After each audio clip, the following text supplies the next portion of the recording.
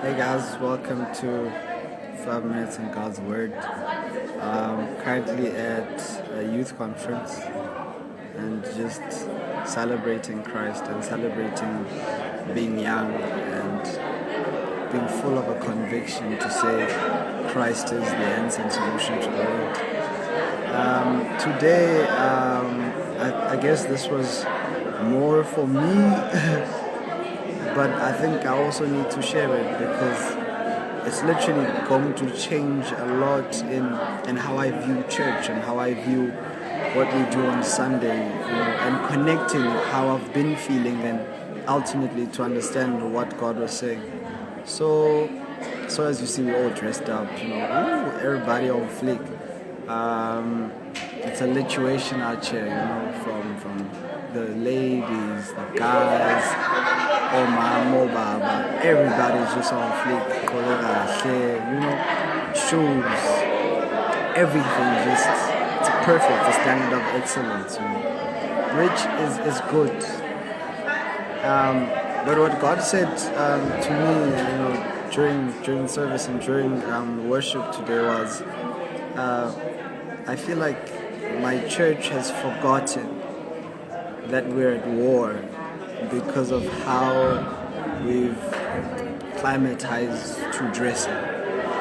This is not saying we must be in rags and just still look good, but I think the fact that we put on heels and we put on these pointed shoes that I'm wearing now currently, somewhere, somehow, we forget that we're at a war.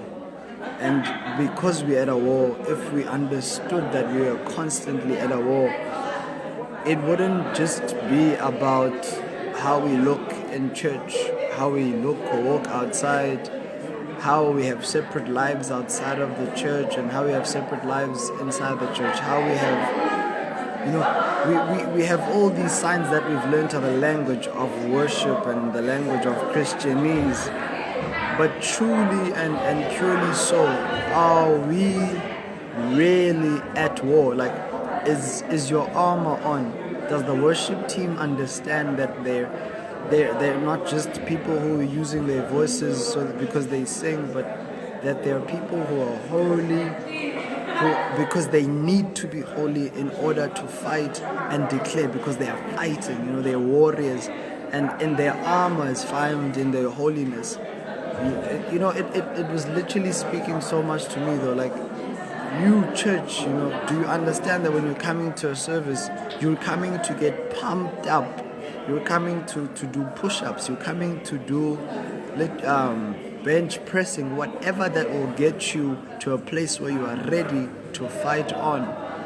And I think if we can come back to that focus, then we'll start understanding why Ephesians 6 speaks so much about putting on the armor of God, because we're not contending with flesh and blood, but we're contending with powers and principalities. And in our contention, some of us are putting on gowns in the spirit. Some of us are wearing these very clothes that we're wearing in the flesh, even in the spirit.